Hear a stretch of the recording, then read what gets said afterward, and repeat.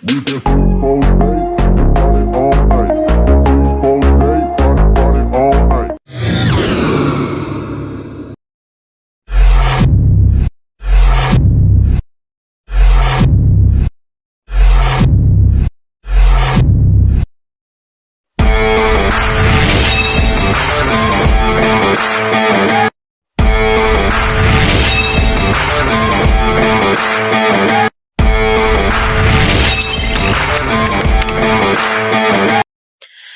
Selamat petang penonton. Hari ini, kami akan membincangkan isu konflik di Laut Cina Selatan bersama seorang wartawan dan seorang pelajar.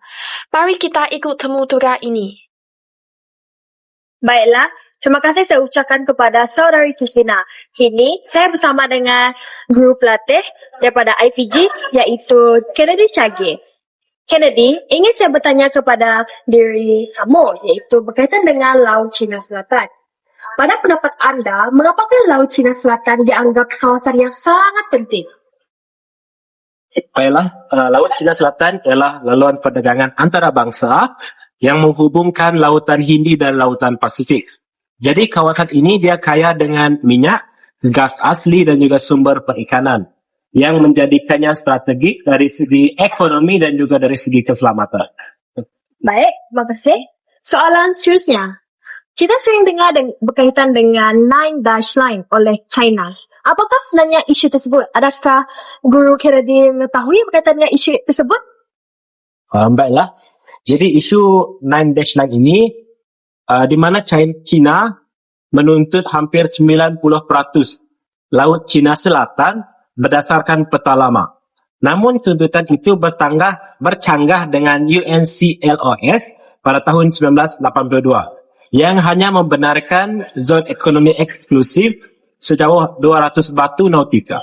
Jadi pertindihan ini menimbulkan konflik dengan negara ASEAN termasuk juga Malaysia. Faham? Terima kasih kepada Kennedy Chage. Soalan seterusnya. Berdasarkan isu yang kita sedang memberitahu sekarang ini, iaitu Nine Dash Line, apakah kesan kepada konflik terhadap Malaysia? Kesan utamanya ialah kepada ekonomi dan juga kepada keselamatan. Jadi projek minyak dan gas di Sabah dan Sarawak akan terjejas. Begitu juga dengan pendapatan nelayan. Dari segi keselamatan, kehadiran kapal asing akan meningkatkan risiko konfrontasi. Jadi Malaysia perlu berhati-hati dalam diplomasi sambil memperkukuh pertahanan maritim. Faham? So, jelas penjelasan pada pagi ini.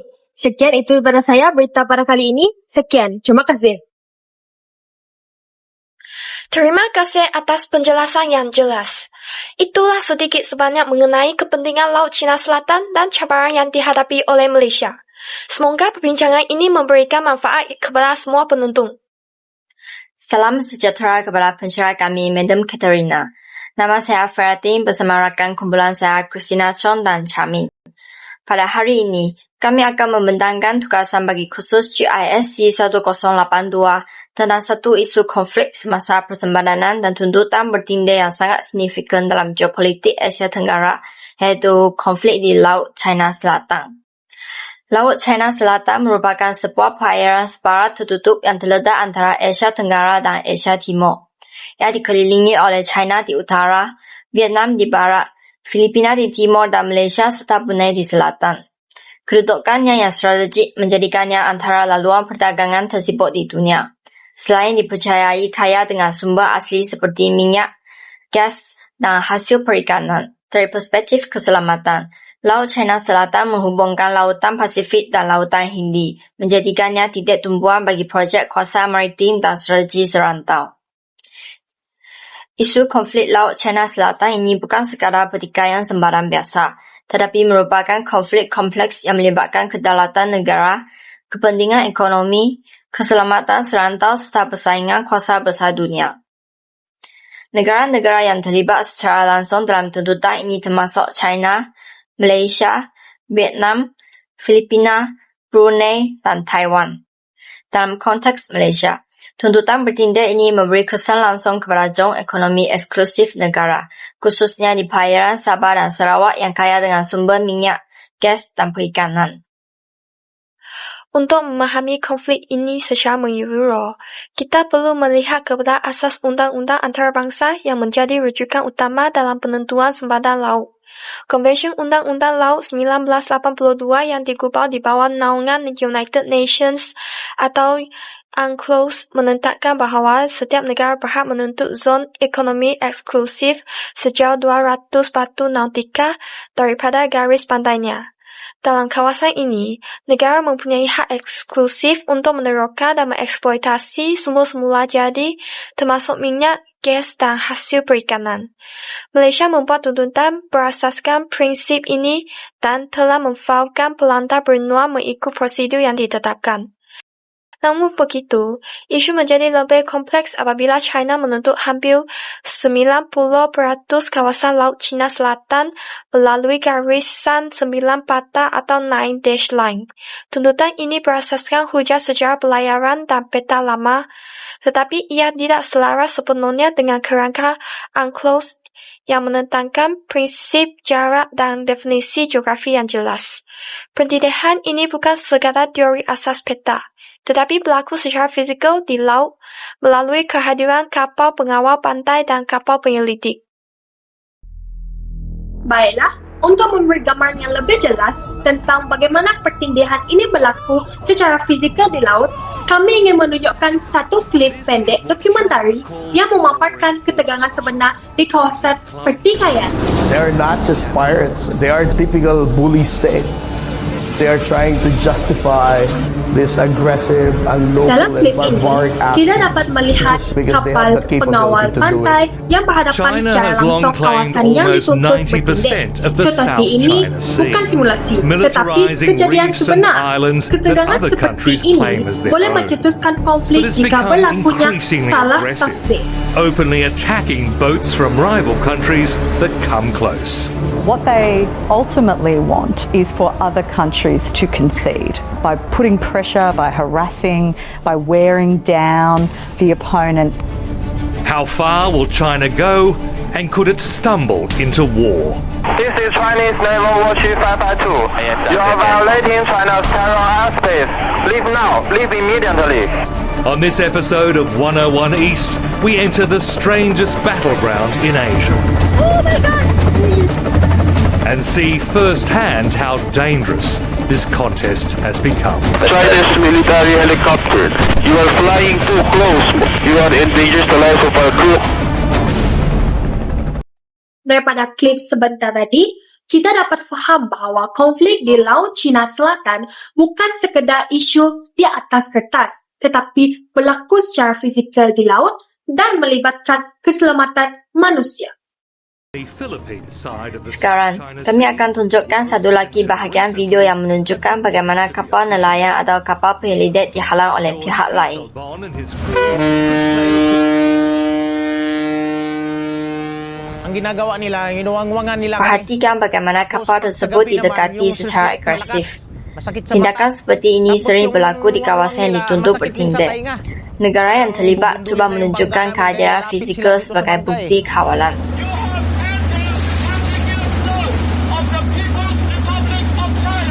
This is a phone video he took of one of their last encounters with the China Coast Guard.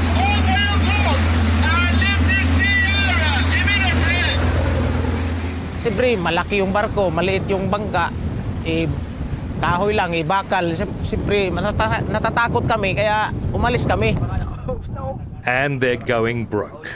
Dalam konteks Malaysia, jika situasi ini berlaku di kawasan JEE Sabah dan Sarawak, ia boleh menjejaskan aktiviti nelayan dan operasi minyak dan gas negara. Daripada video yang telah kita saksikan sebentar tadi, kita dapat melihat bahawa konflik di Laut Cina Selatan bukan sekadar pertikaian peta atau sempadan atas kertas, tetapi ia berlaku secara fizikal dan konsisten di lapangan. Kehadiran kapal pengawal pantai, tindakan menghalang laluan dan demonstrasi kuasa maritim menunjukkan bahawa konflik ini berada dalam fasa yang dikenali sebagai grey zone konflik. Konflik grey zone merujuk kepada situasi di mana tindakan dilakukan secara agresif tetapi tidak sampai ke tahap peperangan terbuka. Strategi ini membolehkan sesebuah negara memperluas pengaruhnya secara berperingkat tanpa mencetuskan tak balas ketenteraan besar-besaran. Dalam konteks ini, kita boleh melihat bagaimana China menggunakan kehadiran fizikal yang berterusan untuk menunjukkan kawalan. Jika kita analisis dari sudut teori hubungan antarabangsa, situasi ini selari dengan pendekatan realisme. Teori realisme menyatakan bahawa negara bertindak berdasarkan kepentingan nasional dan kuasa. Dalam konflik ini, setiap negara berusaha melindungi kepentingan strategi dan ekonomi masing-masing. Namun begitu, dari perspektif undang-undang antarabangsa, tindakan yang bertentangan dengan prinsip Konvensyen Undang-Undang Laut 1982 boleh mencabar sistem peraturan global yang dibentuk di bawah naungan United Nations. Jika prinsip ini tidak dihormati, kestabilan sistem antarabangsa boleh terjejas. Bagi Malaysia, implikasinya amat besar. Walaupun Malaysia tidak memilih pendekatan konfrontasi seperti sesetengah negara lain, kita tetap berhadapan risiko pencerobohan dalam zon ekonomi eksklusif negara. Jika situasi seperti dalam video berlaku di kawasan perairan Sabah dan Sarawak, ia boleh menjejaskan operasi minyak dan gas serta sumber pendapatan nelayan tempatan. Selain itu, kita juga perlu melihat isu ini dalam konteks persaingan kuasa besar antara China dan Amerika Syarikat. Kehadiran Amerika Syarikat melalui operasi kebebasan pelayaran menunjukkan bahawa Laut China Selatan telah menjadi medan geopolitik global. Malaysia perlu berhati-hati agar tidak terperangkap dalam percaturan kuasa besar. Secara kritikal, persoalan utama ialah adakah diplomasi semata-mata mencukupi untuk memastikan kedaulatan terus terpelihara? Atau adakah Malaysia perlu menggabungkan diplomasi dengan pengukuhan pertahanan berteknologi tinggi? Dalam era revolusi industri 4.0, strategi keselamatan tidak lagi bergantung sepenuhnya kepada kekuatan fizikal. Penggunaan drone maritim, sistem pemantauan satelit dan kecerdasan buatan boleh meningkatkan keupayaan pengawasan tanpa meningkatkan ketegangan. Oleh itu, konflik yang kita lihat dalam video tadi harus dilihat sebagai satu peringatan bahawa Malaysia perlu proaktif, bukan reaktif. Kita perlu mengimbangi diplomasi, pertahanan dan penggabungan ekonomi maritim secara serentak. Kesimpulannya, video tadi menunjukkan bahawa Laut Cina Selatan bukan sekadar isu serantau, tetapi isu global yang mencapai prinsip undang-undang antarabangsa, kestabilan ekonomi dan keseimbangan kuasa dunia. Walaupun video ini memfokuskan insiden melibatkan Filipina dan China, Malaysia juga berdepan cabaran yang hampir sama di kawasan perairan. Malaysia memilih pendekatan diplomasi berbanding konfrontasi. Namun, persoalannya, sejauh manakah diplomasi mampu mengawal tindakan fizikal di laut? Di sinilah pentingnya teknologi revolusi industri 4.0 seperti pemantauan satelit dan drone maritim untuk mengesan pencerobohan tanpa mencetuskan ketegangan. Video ini jelas membuktikan bahawa isu Laut China Selatan bukan sekadar konflik teori ataupun perbincangan akademik. Ia memberikan kesan sebenar kepada keselamatan serantau, ekonomi dan juga hubungan antarabangsa. Sebagai rakyat Malaysia, kita perlu memahami bahawa kedaulatan bukan hanya isu politik, tetapi melibatkan masa depan, ekonomi dan juga keselamatan negara. Selain itu, konflik ini juga melibatkan kawasan strategik seperti Kepulauan Spratly, Kepulauan Paracel dan Scarborough Shoal. Kawasan-kawasan ini kelihatan kecil dan terpencil, namun kepentingannya sangat besar kerana status sesebuah ciri geografi boleh menentukan hak kepada zon ekonomi eksklusif di bawah UNCLOS. Hanya kepulauan yang mampu menyokong kehidupan manusia atau aktiviti ekonomi sendiri layak menjana JEE. Banyak terumbu karang di kawasan tersebut sebenarnya tenggelam ketika air pasang dan secara teknikalnya tidak layak menjana tuntutan maritim yang luas. Perbezaan tafsiran terhadap status ini menjadi punca pertikaian yang berlarutan. Pada tahun 2016, Filipina telah membawa kes ini ke Tribunal Timbantara Antarabangsa. Tribunal tersebut memutuskan bahawa tuntutan 9-line tidak mempunyai asas undang-undang yang kukuh di bawah UNCLOS. Walaupun keputusan itu memihak kepada Filipina, pelaksanaannya tetap menjadi cabaran kerana sistem antarabangsa tidak mempunyai mekanisme penguatkuasaan yang kuat terhadap kuasa besar. Di sinilah kita dapat melihat pertembungan antara prinsip undang-undang antarabangsa dengan realiti politik kuasa. Selain aspek perundangan, isu militarisasi turut membimbangkan. Sejak sekitar tahun 2013, berlaku peningkatan pembinaan pulau buatan, landasan kapal terbang, kemudahan radar dan sistem pertahanan di beberapa kawasan pertikaian. Tindakan ini mengubah keseimbangan kuasa serantau dan membukukuh kehadiran strategik di kawasan tersebut.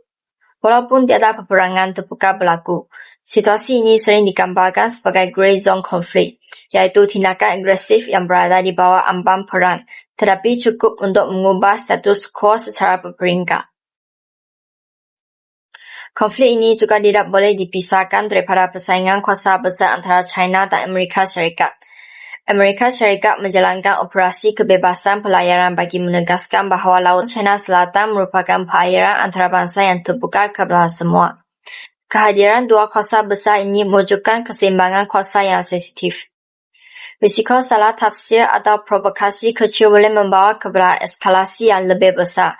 Bagi Malaysia, cabarannya ialah mengekalkan hubungan ekonomi yang kukuh kepada China sambil tidak mengabaikan kepentingan keselamatan dan hubungan strategik dengan Amerika Syarikat.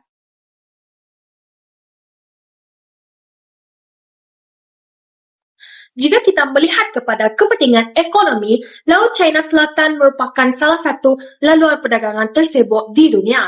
Sebahagian besar perdagangan global melalui kawasan ini termasuklah perdagangan minyak mentah dan barangan pembuatan. Gangguan terhadap kestabilan di kawasan ini akan memberi kesan domino terhadap ekonomi dunia.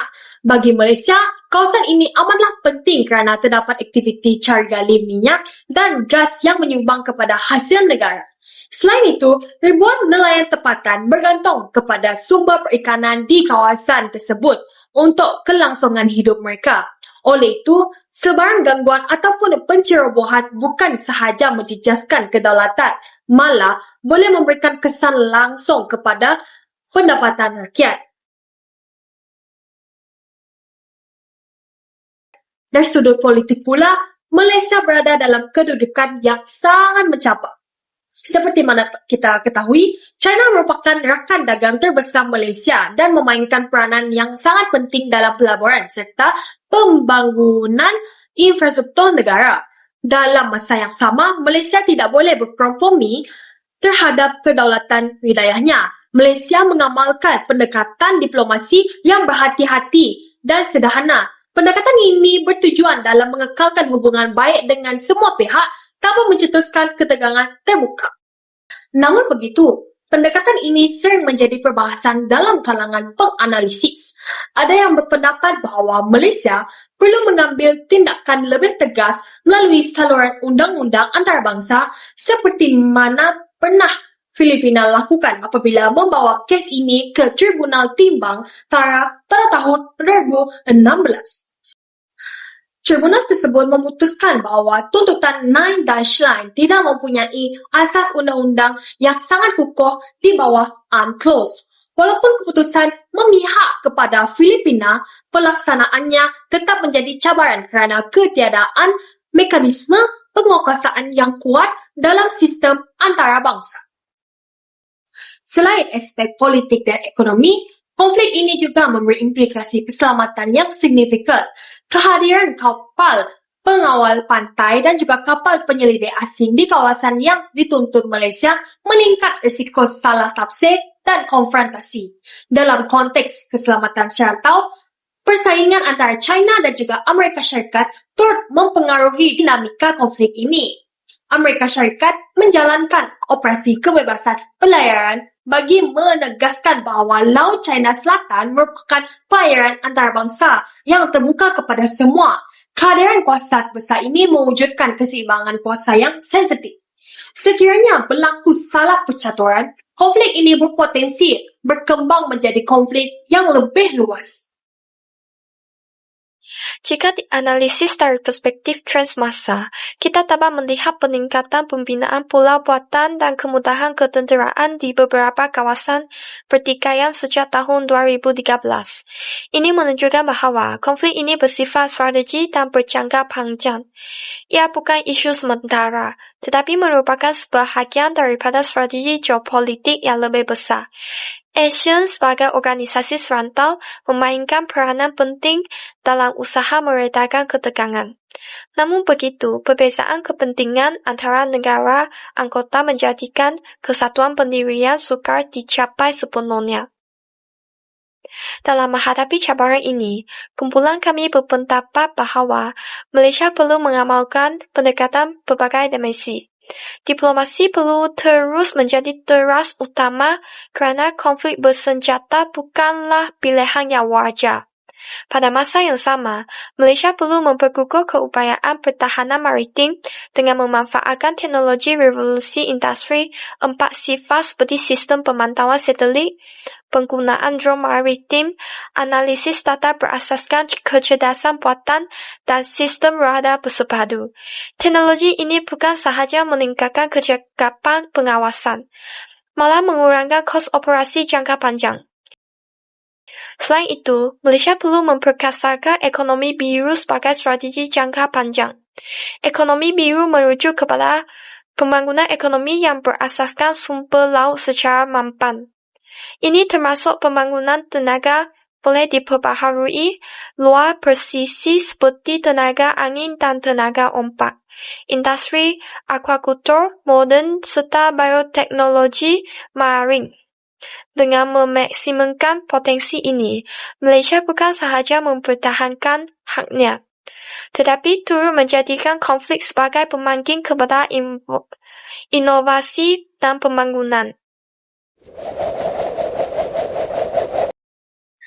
Dalam era globalisasi, isu Laut China Selatan juga memberi peluang kepada manusia untuk memperkukuh diplomasi digital dan pengaruh antarabangsa.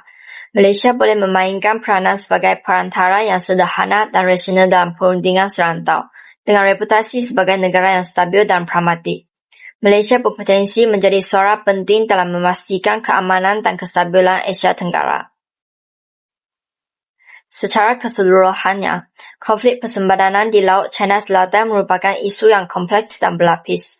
Ia melibatkan aspek undang-undang antarabangsa, ekonomi global, keselamatan serantau dan persaingan kuasa besar.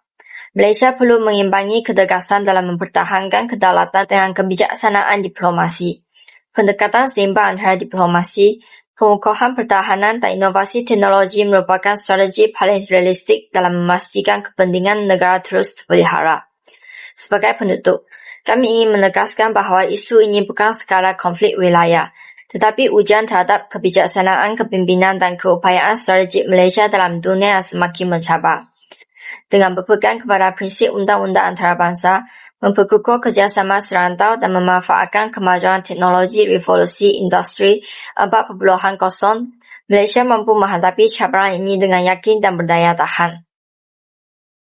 Sekian terima kasih.